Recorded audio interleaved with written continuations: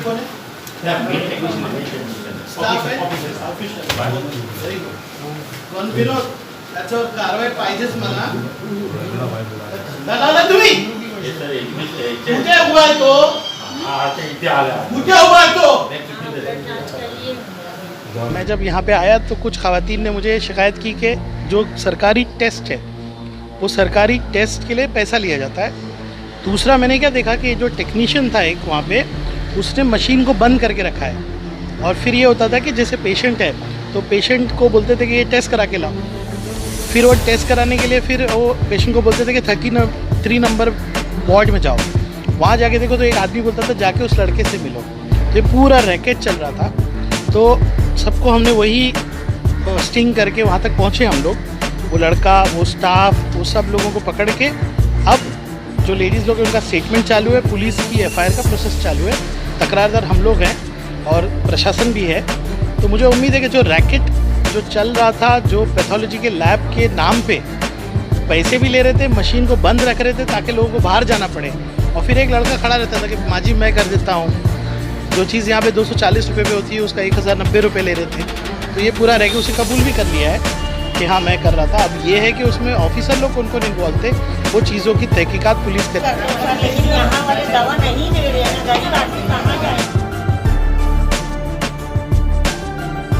देखिए, जब से 2.5 साल हुए, तीसरे सुपरिटेंडेंट है, 2 को हम सस्पेंड कर चुके हैं. अभी एक मेडिकल ऑफिसर को भी सस्पेंड किए.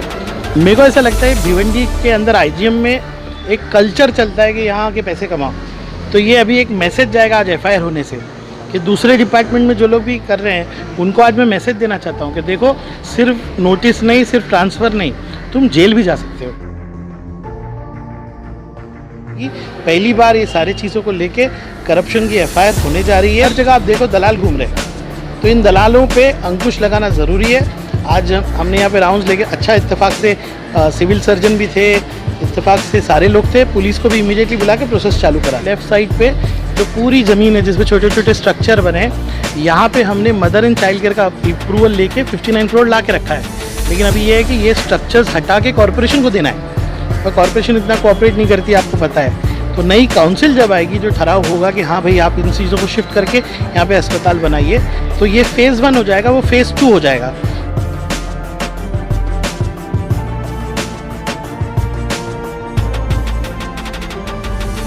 मैं तो चिल्ला रहा हूँ कि उस स्कूल का अच्छा एस्टीमेट बनाओ. कॉरपोरेशन के पास स्टाफ नहीं है कि वो एस्टीमेट बनाए. ना ही विजन है ना स्टाफ है. मैं रईसा मिराज पठान हूँ. यहाँ पे मैं मेरी बहन को लेके आई थी और एक लेडी थी, उसको टीवी थी.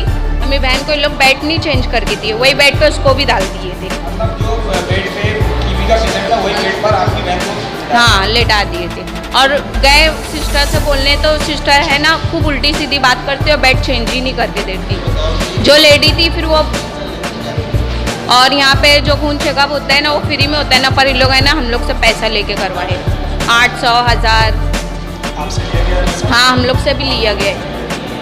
ये खून चेकअप करवाए थे, हाँ ब्लड टेस्ट का 800 रुपये लिए.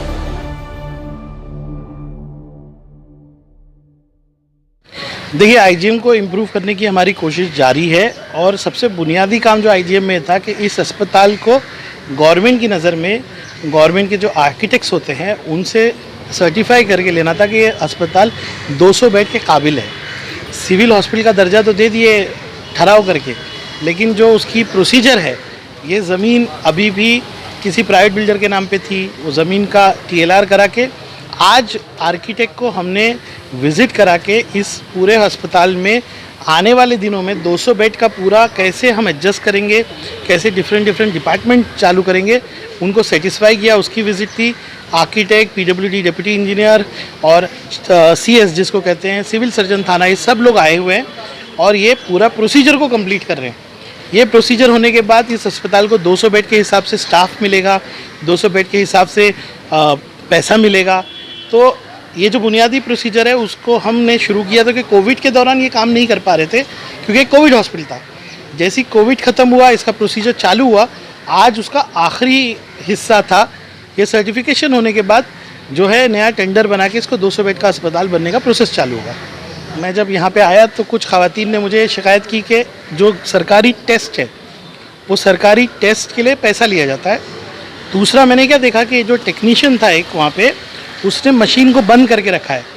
और फिर ये होता था कि जैसे पेशेंट है तो पेशेंट को बोलते थे कि ये टेस्ट करा के लाओ, फिर वो टेस्ट कराने के लिए फिर वो पेशेंट को बोलते थे कि 33 नंबर वार्ड में जाओ। वहाँ जाके देखो तो एक आदमी बोलता था जाके उस लड़के से मिलो। तो ये पूरा रैकेट चल रहा था। तो सबको हमने वही स्टिंग करके वहाँ तक पहुँचे हम लोग, वो लड़का, वो स्टाफ, वो सब लोगों को पकड़ के अब जो लेडीज़ लोग हैं उनका स्टेटमेंट चालू है, पुलिस की एफआईआर का प्रोसेस चालू है, तकरारदार हम लोग हैं और प्रशासन भी है। तो मुझे उम्मीद है कि जो रैकेट जो चल रहा था, जो पैथोलॉजी के लैब के नाम पे पैसे भी ले रहे थे, मशीन को बंद रख रहे थे ताकि लोगों को बाहर जाना पड़े, और फिर एक लड़का खड़ा रहता था कि माँ जी मैं कर देता हूँ, जो चीज़ यहाँ पे 240 रुपये पे होती है उसका 1090 रुपये ले रहे थे। तो ये पूरा रैकेट उसे कबूल भी कर लिया है कि हाँ मैं कर रहा था। अब ये है कि उसमें ऑफिसर लोग कौन कौन इन्वॉल्व थे, वो चीज़ों की तहकीकात पुलिस करेगी। पहली बार ये सारी चीज़ों को लेके करप्शन की एफआईआर होने जा रही है। इस तरह की कार्रवाई अब मैं करता रहूँगा। क्यों? क्योंकि भिवंडी की आवाम परेशान है, हर जगह आप देखो दलाल घूम रहे हैं, तो इन दलालों पे अंकुश लगाना ज़रूरी है। आज हमने यहाँ पे राउंड्स लेके अच्छा इत्तेफाक से सिविल सर्जन भी थे, इत्तेफाक से सारे लोग थे, पुलिस को भी इमीडिएटली बुला के प्रोसेस चालू करा दिया। सूरज भाई, ये स्कैम बहुत पहले से चल रहा होगा, चल ही रहा होगा। तो आपको क्या लगता है इसमें कौन कौन इन्वॉल्व? देखिए काम पुलिस का है, मैं इस वक्त नहीं कहना चाहता। लड़के ने सबके सामने कबूल किया और बचाने की कोशिश कर रहा है वो लैब को, ऑफिसर को, कि मैं ही जिम्मेदार हूँ, यहाँ कोई इन्वॉल्व नहीं है, मैं ही पैसा लेता था। जब पुलिस बात करेगी, एफआईआर होगी तो चीज़ें सामने आ जाएगी। अल्हम्दुलिल्लाह एटलीस्ट हमने स्टिंग करके वो जो पूरा रैकेट है, कहाँ से कैसे जाते हैं, कैसे भेजा जाता है, वो सब कंट्रोल में लिया है। देखिए मैं यहाँ पर मेरा जो विज़न है कि आप जिस इमारत में खड़े हैं वहाँ पे हम 20 करोड़ रुपए का टेंडर बना रहे हैं। अर्जन थी के 200 बेड है कि नहीं है वो सर्टिफाई करना था। उसके बाद जो आप देख रहे हैं ये लेफ़्ट साइड पे जो पूरी ज़मीन है जिसपे छोटे छोटे स्ट्रक्चर बने, यहाँ पे हमने मदर एंड चाइल्ड केयर का अप्रूवल लेके 59 करोड़ ला के रखा है। लेकिन अभी ये है कि ये स्ट्रक्चर्स हटा के कॉरपोरेशन को देना है, पर कॉरपोरेशन इतना कोऑपरेट नहीं करती, आपको पता है। तो नई काउंसिल जब आएगी, जो ठहराव होगा कि हाँ भाई आप इन चीज़ों को शिफ्ट करके यहाँ पे अस्पताल बनाइए, तो ये फ़ेज़ 1 हो जाएगा, वो फ़ेज़ 2 हो जाएगा। तो भिवंडी में ऐसा करके मेरा अंदाज़ा है कि 400 साढ़े 400 बेड हो जाएंगे, जिसमें से 200 मटर्निटी के ले रहेंगे। तो ऐसा पूरा हमारा एक विज़न है जिस पे हम काम कर रहे हैं।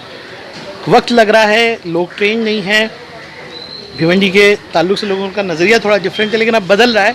बड़े बड़े ऑफिसर्स आ रहे हैं, तैयार हो रहे हैं, उनको लग रहा है कि हाँ यहाँ पे भी जो ज़रूरत है उस पर काम होगा, क्योंकि अल्टीमेटली काम करने वाले नीचे के अधिकारी होते हैं। पर आज जिस तरह से हमने राउंड्स लिया, मैं तो लेता ही रहता हूँ, मुझे उम्मीद है कि ये जो हम सोच रहे हैं, जो हमारा विज़न है, वो इंशाल्लाह मुकम्मल जल्द से जल्द होगा। शांतिनगर स्कूल का ऐसा हो गया कि ये एफआईआर की वजह से अभी 3 बज गया है। वो विज़िट 1 बजे की थी और मैं ट्रैफिक में भी था। शांतिनगर स्कूल के हालात बहुत ख़राब है, पर मुझे ऐसा पता चला है कि आज मेरी विज़िट थी करके कमिश्नर खुद चले गए, और जो डीएमसी है वो अभी भी ट्रैफिक में है। मैं आनंद फानंद में नहीं विज़िट करना चाहता हूँ। मैं थर्सडे को फिर शांतिनगर स्कूल जाऊँगा। आपके माध्यम से कहना चाहूँगा, इंशाअल्लाह ताला मेरी डीसीएम साहब से और सीएम साहब से बात हुई है। लोग सड़कों के लिए पैसा मांगते हैं, मैं मांगता हूँ, लोग अलग अलग चीज़ों के लिए पैसा मांगते हैं, लेकिन मैंने कहा है कि मुझे प्रायोरिटी में भिवंडी के 14 स्कूलों के लिए, 14 भी नहीं 16 स्कूलों के लिए 30 करोड़ रुपये आप दीजिए, ताकि सभी स्कूल को हम रिपेयर कर सकें। सभी स्कूलों में बेंचेस, जो फर्नीचर लगता है, जो बच्चों को अच्छी तालीम देने के लिए ज़रूरी होता है, वो पैसा दीजिए।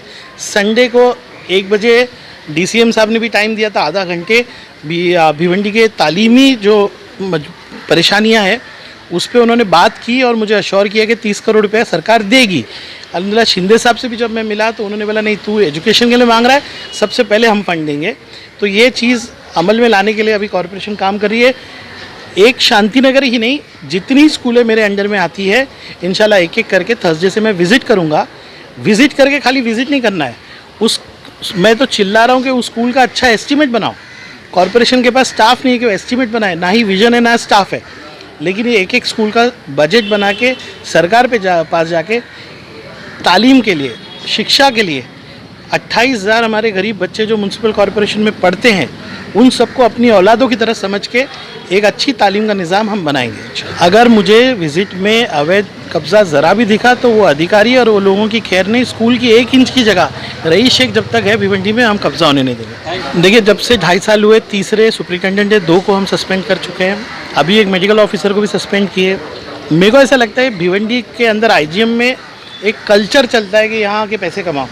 तो ये अभी एक मैसेज जाएगा आज FIR होने से कि दूसरे डिपार्टमेंट में जो लोग भी कर रहे हैं उनको आज मैं मैसेज देना चाहता हूँ कि देखो सिर्फ नोटिस नहीं, सिर्फ ट्रांसफ़र नहीं, तुम जेल भी जा सकते हो। तो ये एक मैसेज है। दूसरा, आज मैं आता हूँ तो बहुत भीड़ लग जाती है। मैं सबसे गुजारिश करता हूँ कि जब रईस शेख IGM आए या स्कूल आए, अल्लाह के वास्ते मुझे विज़िट करने दीजिए, काम करने दीजिए। तो मैं अकेले कोशिश करूँगा ऐसे वक्त आऊँ या ऐसे तरीके से आऊँ कि मैं भीड़ ना लगे। मैं अभी मेरे जहन में वही बात चल रही थी कि जब सुबह 9 बजे अस्पताल शुरू होता है तब मैं आऊँ। मैं विज़िट करता रहूँगा, ऐसी चीज़ों को सॉल्व करता रहूँगा। बदलाव किसी एक आदमी पे एक्शन करने से नहीं आता, पहले जहनियत बदलती है। जहनियत जब बदलती है, मकसद बदलता है, तो बदलाव आपको आप सालों सालों तक आता है, उसका असर सालों तक रहता है। हमारी कोशिश है कि लोगों की जहनियत बदले, लोगों का नज़रिया बदले और मकसद बदले।